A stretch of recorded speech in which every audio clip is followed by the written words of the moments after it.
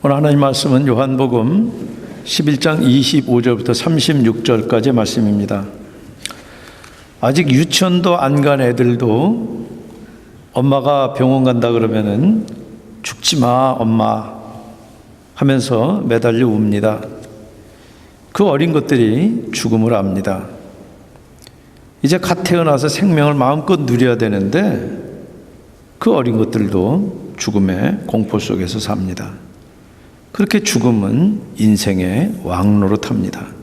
누구도 피할 수 없고 경고 없이 그렇게 무자비하게 닥칩니다. 뇌물도 눈속임도 통하지 않고 차별도 없습니다. 노인, 아이, 환자, 건강한 사람, 악한 사람, 착한 사람 안 가립니다.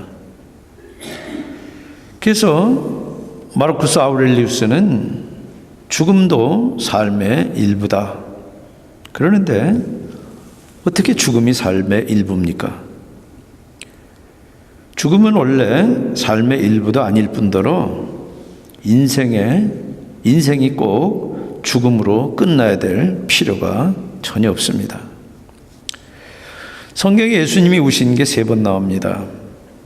베다니에서 친구 나사렛 죽음 앞에서 우시고, 겟세마네 동산에서 당신의 죽음 앞에서 우시고, 그리고 오늘이 종료주일인데 감람산에서 예루살렘의 멸망과 백성들의 죽음을 미리 내다보시며 우십니다. 종료주일날 우신 누가복음 19장 41절에 나오는 동사는 예수님 앞에서 오라버니 나사렛의 죽음을 두고 울고 있는 마리아의 그 통곡하다는 그 동사와 같은 헬라어를 씁니다. 옛날 보는 눈이 많으면 울던 것도 그치는데 종료주일날 환영 인파들 틈에서 왕이 통곡을 하십니다. 이런 종료가지들을 흔들면서 호산나 다윗의 자손이여 그렇게 환호하는데, 예루살렘이 내려다보이는 예루살렘보다 좀 높은 그 감람산에서 그 어느 지점에서 예수님께서 통곡하고 우십니다. 그래서 그 통곡 소리는 호산나 하는 소리에 묻혀버리지만 누가는 그것을 명확하게 기록하고 있습니다. 성경에는 3번밖에 예수님이 우신 게 나오지 않지만은 저는 3년 내내 공생의 기간 동안에 예수님이 웃었을 것 같습니다. 울보로 지내셨을 것 같아요. 그런데 기록된 예수님의 그 울음은 모두 다 죽음과 직결되어 있습니다. 오늘 베다니에 있는 친구 나사로의 죽음 앞에서도 예수님께서 우십니다. 요한복음 11장 25절부터 36절까지 우리 한 목소리를 같이 읽겠습니다. 예수께서 이르시되 나는 부활이요 생명이니 나를 믿는 자는 죽어도 살겠고 무릇 살아서 나를 믿는 자는 영원히 죽지 아니하리니 이것을 내가 믿느냐. 이르되 주여 그러하외다. 주는 그리스도시요 세상에 오시는 하나님의 아들이신 줄 내가 믿나이다. 이 말을 하고 돌아가서 가만히 그 자매 마리아를 불러 말하되 선생님이 오셔서 너를 부르신다 하니, 마리아가 이 말을 듣고 급히 일어나 예수께 나아가매 예수는 아직 마을로 들어오지 아니하시고 마르다가 맞이했던 곳에 그대로 계시더라. 마리아와 함께 집에 있어 위로하던 유대인들은 그가 급히 나가는 것을 보고 곡하러 무덤에 가는 줄로 생각하고 따라가더니, 마리아가 예수 계신 곳에 가서 배웁고 그 발 앞에 엎드려 이르되 주께서 여기 계셨더라면 내 오라비가 죽지 아니었겠나이다 하더라. 예수께서 그가 우는 것과 또 함께 온 유대인들이 우는 것을 보시고 심령에 비통히 여기시고 불쌍히 여기사 이르시되 그를 어디 두었느냐. 이르되 주여 와서 보옵소서 하니 예수께서 눈물을 흘리시더라. 같이 기도하시겠습니다.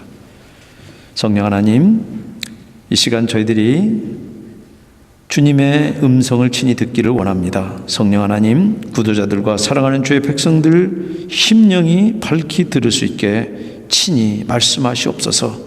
주님, 우리들의 믿음 없음을 탓하지 마시고 우리를 불쌍히 여기사 우리들에게 믿음의 믿음을 더하시옵소서. 예수님의 이름으로 기도합니다. 아멘. 나사로는 12제자 중에 한 사람은 아니지만은 예수님이 사랑하는 자라고 부르는 예수님의 친구입니다. 나사로의 누이 마리아와 마르다가 오라비가 죽을 지경이 되니까 급히 주님께 사람을 보냅니다. 그래서 보낸 사람이 와서 예수님께서 일하시는 곳에서 나사로가 위독한 소식을 전했는데 예수님께서는 죽을 병이 아니다, 그렇게 말씀하시고는 거기서 이틀을 더 계십니다. 그리고 셋째 날 떠나면서 제자들에게 우리 친구 나사로가 잠들었다, 깨우러 가자. 그러니까 잠들었으면 낫겠군요. 앓던 사람들도 고통이 좀 줄어들면 잠이 드니까 그렇게 제자들이 이야기하니까 예수님께서 분명하게 나사로가 죽었다, 그렇게 이야기를 하십니다. 그래서 넷째 날 북쪽의 사마리아를 관통해서 유대 지방에 들어가시는데 늦게서 베다니에 도달합니다. 베다니는 예루살렘으로부터 한 2마일 정도도 안 되는 곳에 떨어져 있는 그런 작은 마을입니다. 그리고 마을 입구에서 나사로가 죽은 지 벌써 나흘이 됐다 하는 기별을 듣습니다. 여러분들 성경을 자세히 보시기 바랍니다. 우리가 다 그 부분을 읽지 않았지만은 예수님은 단 한 번도 나사로가 죽지 않을 거라는 말씀을 하신 적이 없습니다. 그 병이 죽음으로 끝날 병이 아니다. 이것은 하나님의 영광을 드러낼 병이다, 그렇게 하셨지 이 나사로가 안 죽는다 하신 얘기를 하신 적이 없습니다. 그 말씀의 요지는 죽음이 나사로의 목숨을 뺏어갈 수 있을지는 몰라도 그 일의 최종 결재권은 죽음에게 있지 않다는 뜻이에요. 그리고 제자들에게 유대로 가자. 그래서 제자들 함께 떠날 때도 제자들 중에서도 가장 현실적인 제자가 리얼리스트가 도마예요. 도마가 우리도 주와 함께 죽으러 가자. 그리고 아주 그렇게 과감한 결단하고 따라갑니다. 근데 지금 그렇게 말하는 도마도 제자들도 시각이 지금 제한되어 있어서 죽음이 예수님의 목숨을 빼앗아 갈 수 있을지는 모르지만은 그 일의 최종 결재권은 죽음에게 있지 않다는 사실을 지금 못 보니까 우리도 죽으러 가자 하는 얘기를 하는 거예요. 고인의 누인 마르와 마르다 집에는 그 유대 관습처럼 애곡하는 사람들이 있습니다. 우리나라도 옛날에는 곡할 때, 이 장례식이 있을 때 그렇게 곡하는 분들이 있습니다. 가족이 아닌데도 어떻게 구성지게 우는지 그 얘기만 들으면, 그 곡소리만 들으면 눈물이 나게 만드는 분들이 있어요. 그런데 당시 유대 장례 풍습은 시신에 향료를 적신 세마포를 싸서, 그래서 만약 살아있는 사람을 향료가 묻혀있는 세마포로 싸면은 그 싸는 순간에 죽습니다. 그리고 나서 죽은 당일날 그날로 굴같이 파있는 그런 무덤에다가 안치를 합니다. 더운 낮 기온 때문에 장례를 미룰 수가 없어요. 그런데 지금 예수님이 나흘 만에 도착하셨다는 것은 늦어도 한참 늦으신 거예요. 주 3세기의 유대 문서에 보면은 죽은 영혼이 몸에 다시 돌아올지 모르는 기간을 사흘이라고 합니다. 그래서 사흘 동안에는 관찰을 해요. 그러나 부패가 시작되기 시작하면은 포기했다 하는 그런 다큐멘트가 있습니다. 사흘이 지나서 부패가 시작되면은 지금 죽음만 있는 게 아니라 부패도 함께 있어서 어떤 기적도 이제는 아무 소용이 없다 하는 것이 그 당시의 통념이에요. 마르다가 예수님이 오시니까 주께서 여기 계셨더라면 내 오라비가 죽지 아니하였겠나이다. 어떤 목사님은 이거를 예수님이 늦게 오신 것에 대한 원망이라 그러는데 그렇지 않습니다. 원문을 아무리 읽어봐도 원망의 느낌이 아니라 다만 아쉬움, 그리고 자기가 바란 대로 일이 되지 않은 것에 대한 슬픔을 사귀는 말이에요. 슬픔에 젖어 있지만 굳건한 믿음을 보이고 있는 그런 말이에요.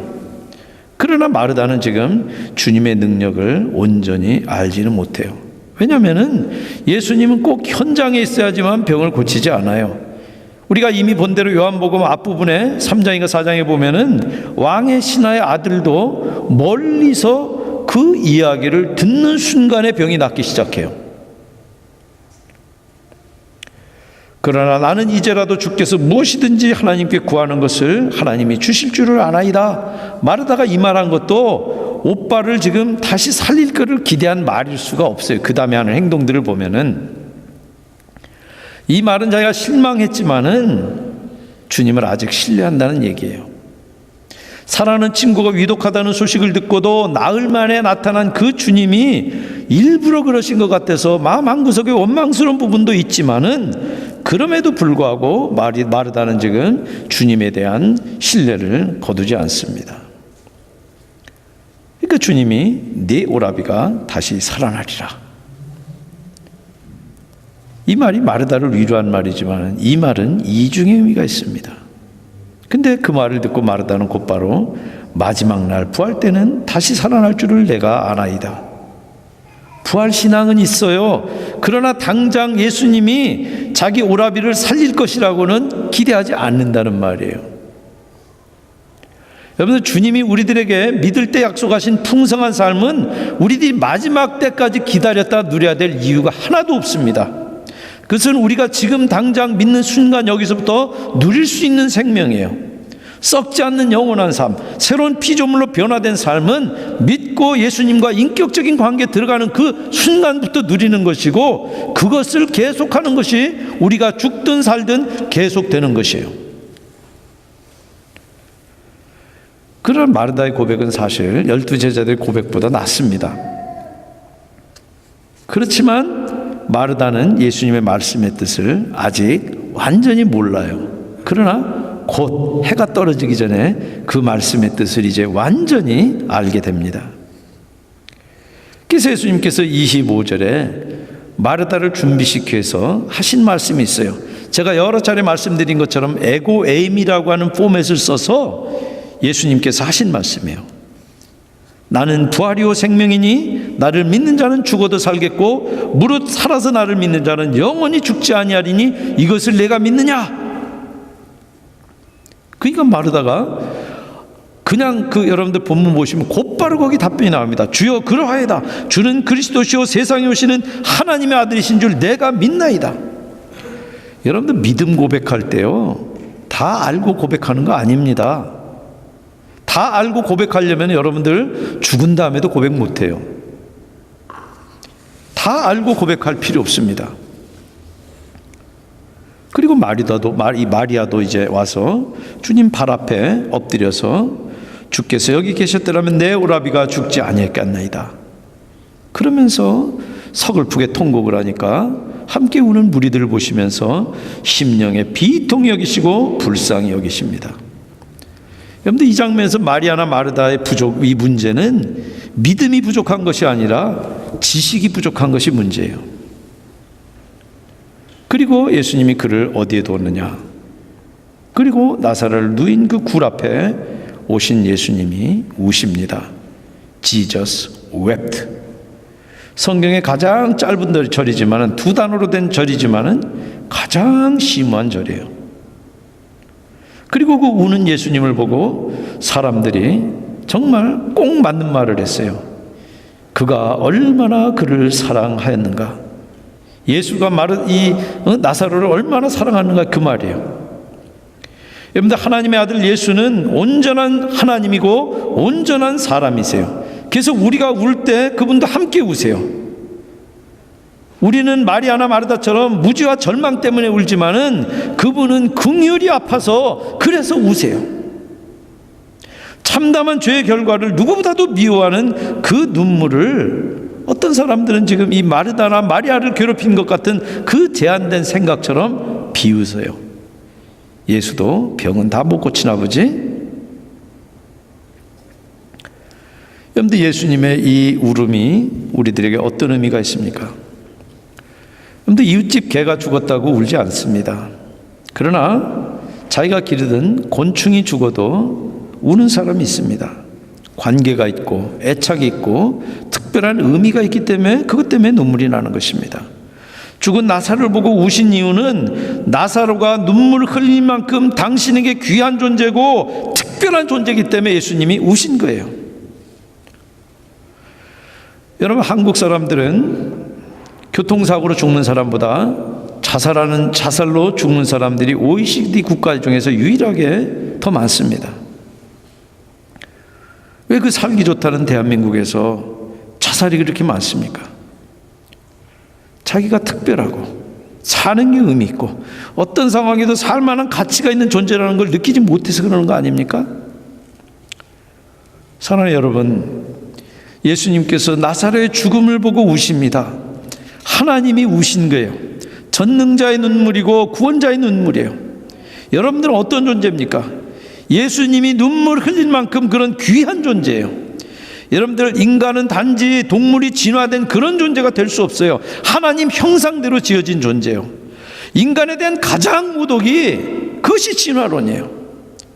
여러분들, 진화론대로 만약 인간이 우연의 산물이고 미생물이 발전해서 고등생물이 되고 고등생물이 원숭이가 되고 원숭이가 변해서 사람이 됐다 그러면은 우리는 살만한 가치도 의미도 인생의 목적도 없어요. 그거 하나 죽어버린들 무슨 상관이 있어요? 어떻게 그런 게 더 여러분들 신빙성 있고 그게 더 가치 있는 그런 논리라고 믿을 수가 있느냐는 거예요. 여러분들이 온 우주보다도 더 귀한 이유는 하나님의 형상대로 지음받았기 때문이에요. 그리고 그분이 바로 여러분들을 위해서 우셨고 그분이 바로 여러분들을 위해서 죽으셨기 때문에 여러분들은 온 우주보다도 더 귀한 거예요. 여러분은 마귀 자식이 아니에요. 그런데 얼마나 많은 사람이 마귀의 종노릇하면서 사는지 모릅니다.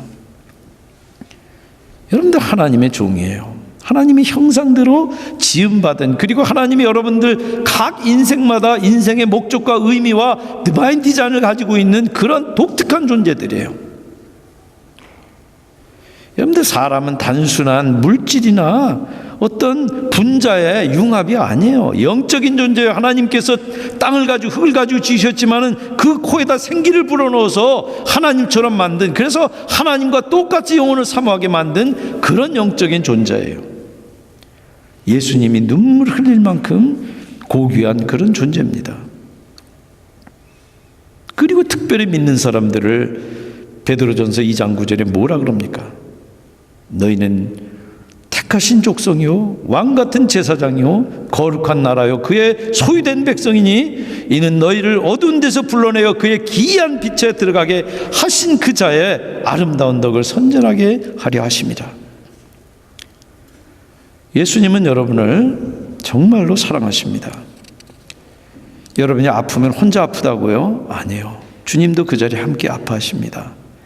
여러분도 고통 가운데 있으면 혼자 고통한다고요? 아니요. 주님이 여러분들 밑에서 고통하고 계세요. 보라, 그가 어떻게 그를 사랑하였는가.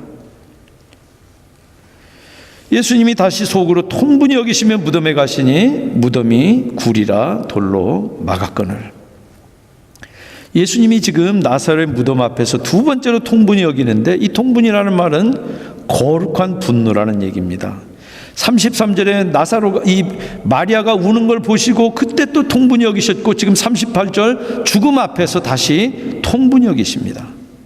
나사로의 친구 나사로의 죽음을 몰고 온 질병, 그리고 그 고통과 저주에 대해서 병원 가는 엄마에게 아기가 엄마 죽지마 하는 그 폭군 죽음에 대해서 예수님께서 분통을 터뜨리시는 거예요. 여러분, 우리가 사람들에게 분통 터뜨릴 일이 아닙니다. 죄와 죽음, 사단을 향해서 우리들이 분통을 터뜨려야 됩니다. 그러려면 우리가 죄의 본질을 봐야 돼요. 여러분들, 지식인들이 사회 부조리에 대해서 분노하고 그리고 자기들이 거기에 대해서 아주 분개하지만은, 그래서 그 사람들이 그 자리에 들어가면 어떻게 됩니까? 그 사람들보다 똑같아요. 똑같이 그 사람 전에 있는 사람보다 더해요. 여러분, 부조리 뒤에 있는 죄의 본질을 봐야 돼요. 죄의 본질을 직면해서 봐야지만, 그래야지만 그 죄로부터 벗어날 수가 있는 겁니다. 근데 많은 사람들은 현상만 보고 분개해요. 아, 그래서 내가 그 자리에 올라가려고 그러는 거 아닙니까? 그래서 올려줬더니 어떻게 합니까? 사람들 다 죽게 만들잖아요. 그러니까 끓는 냄비처럼 그냥 부글부글 끓다가는 사회를 바꾸기는커녕 더 엉망진창으로 만들어버리는 것입니다. 여러분들, 예수님의 분노는, 이 거룩한 분노는 질병과 죽음, 그리고 그 뒤에 그것들을 막 잡고 있는 사단에 대한 분노예요. 그런데 예수님이 나사로의 죽음을 직면하는데 무겁고 큰 돌이 그 사이를 지금 막고 있습니다. 39절에 예수께서 가라사대 돌을 옮겨 놓으라 하시니 그 죽은 자의 누이 마르다가 가로되 주여 죽은 지가 나흘이 되었으며 벌써 냄새가 나나이다. 지금 예수님께서 죽음과 직면하는데 장애물이 있습니다. 근데 직접 치우지 않고 사람들대로 돌을 옮겨 놓으라. 나사로 살리라고는 안 해요. 그러나 돌을 옮겨 놓으라. 이건 사람이 할 일이 있다는 것입니다. 예수님께서 기적을 일으키시도록, 그리고 우리 안에 들어오셔서 정말 우리 가운데 우리 죽은 영혼을 살리시고 우리들이 주를 믿는 백성이 되도록 하기 위해서 우리들이 가지고 있는 선입견들, 우리들의 얄팍한 상식들, 경험들 다 내려놔야 된다는 거예요. 그걸 밀어내야 된다는 거예요. 근데 마르다가 뭐라 그럽니까? 저 속에 시체가 지금 나흘이 돼가지고, 사흘도 아니고 나흘이 돼서 썩어서 냄새 날 텐데 왜 이러시나? 마지막 날 부활은 믿지만 지금은 아니라는 얘기예요. 주여 내가 믿나이다 조금 전에 고백했잖아요. 그렇지만 옮기라 하는 얘기는 인간적인 염려가 앞서는 거예요. 아이고 저거 옮겨놨다가 냄새가 진동을 하고 그러면 감당을 어떻게 하려고. 그러니까 예수님께서 마르다를 꾸짖는 대신에 40절에 네가 믿으면 하나님의 영광을 보리라. 제자들에게 기별이 왔을 때도 예수님께서 4절에 이 병은 죽을 병이 아니다 그렇게 이야기하시면서 하나님 영광을 위해서, 하나님의 아들을 통해서 하나님의 영광을 받도록 하기 위해서 가셨다. 똑같은 말씀을 지금 하시는 거예요. 여러분들, 우리들이 믿는 사람들도 종종 인간적인 생각에 빠지는 것이 믿음의 공식을 무시하기 때문에 그래요. 믿음의 공식은 믿으면 하나님의 영광을 보리라예요. 그런데 우리들은 인간 경험은 그 거꾸로예요. 하나님의 영광이 보이면 믿겠다는 거예요. 보면 믿겠다는 거예요. 그러니까 쇼미. 미주리 드라이버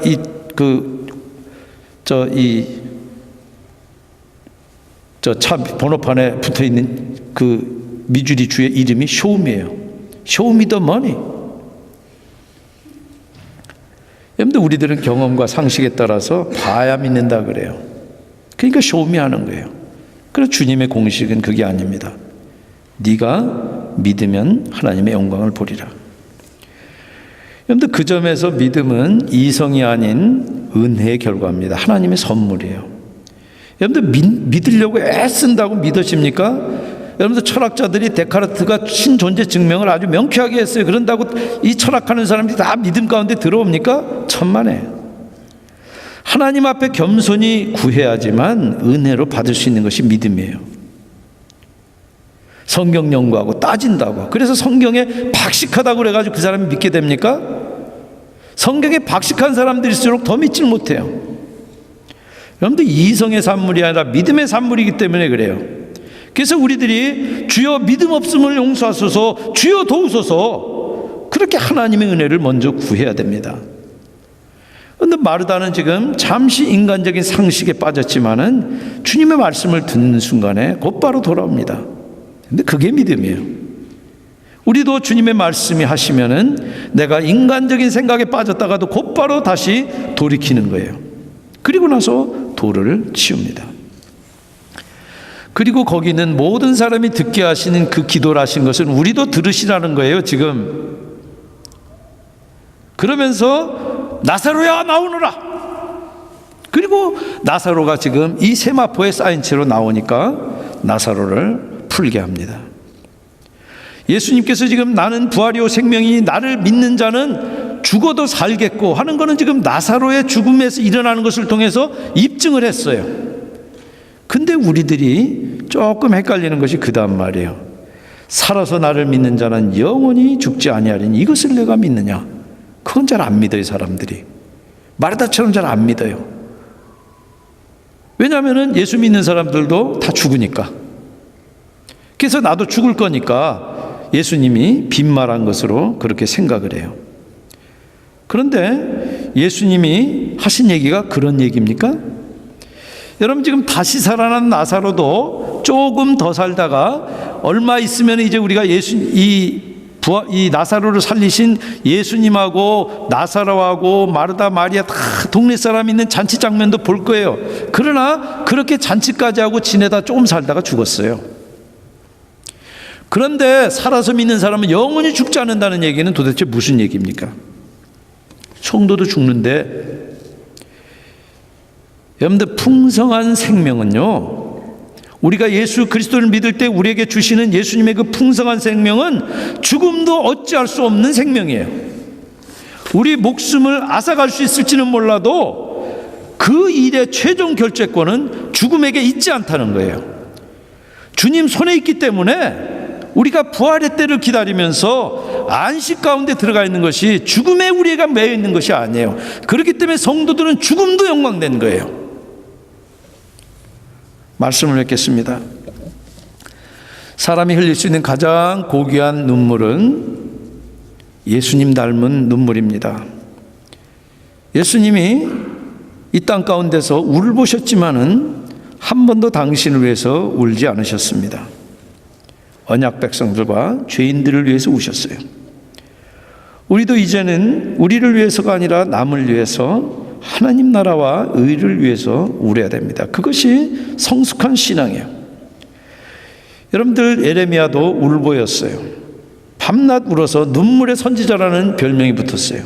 죄로 멸망하는 민족을 위해서, 언약 백성들을 위해서 울면서 기도하고 울면서 말씀을 전했어요. 예레미야 애가 1장 2절에 보면 밤새도록 애곡하니 눈물이 뺨에 흐르며, 2장 11절에 내 눈에 눈물이 상하며 내 창자가 끊으며 내 간이 땅에 쏟아졌으니. 여러분들, 그 후로도 2000년 교회사는 사실은 눈물의 역사입니다. 그 눈물 때문에 어쩌면은 지금 이 한국 교회가 그렇게 사회적인 지탄을 받는데도 불구하고 지탱하고 있는지 모릅니다. 그때 주기철 목사님은 신사참배를 거부해서 감옥에서 5년 4개월 동안 투옥 생활합니다. 그리고 고문과 회유를 이기고 조국이 해방되기 1년 전에 감옥에서 순교합니다. 그랬을 때 그 감옥 바깥에 있는 교단마다 총회를 열어서 신사참배를 결의하고, 예배 시간에 우리처럼 이렇게 바로 콜투더 월십하는 게 아니라 여기에 일본 귀신을 모이신 신사를 갖다 놓고 거기에 먼저 절한 다음에야 예배를 할 수가 있었어요. 그렇게 타락한 한국 교회를 감옥 속에서 주기철 목사님이 안타깝게 통곡하면서 기도한 기록이 있습니다. 예수의 이름이 땅에 떨어졌구나. 평양아 평양아, 동양의 예루살렘, 영광이 내게서 떠났다. 여러분, 그 눈물 때문에 오늘 한국교회가 있는 줄 저는 믿습니다. 그리고 주님은 오늘도 찾고 계십니다. 예수님 닮은, 울보 예수님 닮은 눈물을 찾고 있습니다. 우리도 눈물로 회개하며 눈물로 복음을 전해야 됩니다. 그러면 주님께서 혹시 이 땅을 고쳐주실지 모릅니다. 여러분, 가족을 위해서 우십시오. 죄가 넘치는 세상을 위해서, 그리고 정말 소망이 보이지 않는 조국 대한민국과 무너져가는 미국을 위해서 여러분들 우십시오. 그리고 죄의 확정에 시달리는, 그리고 죽음의 공포 가운데 살고 있는 영혼들을 위해서 여러분들 우십시오. 여러분들, 우리가 아무것도 할 수 없지만 우는 거는 할 수 있습니다. 그 울음을 주님은 나사로를 붙들고 웃는 마리아와 마르다의 웃음처럼 우리들의 웃음으로 변하게 하실 것입니다. 부디 종료주일, 여러분들 호산나 하는 소리만 듣지 마시고 그 소리에 묻혀서 지금 사그러지고 있는 예수님의 그 통곡 소리를 듣는 그 마음의 귀들이 열리는 그런 은혜들이 임하시기를 주님의 이름으로 축원드립니다. 같이 기도하시겠습니다.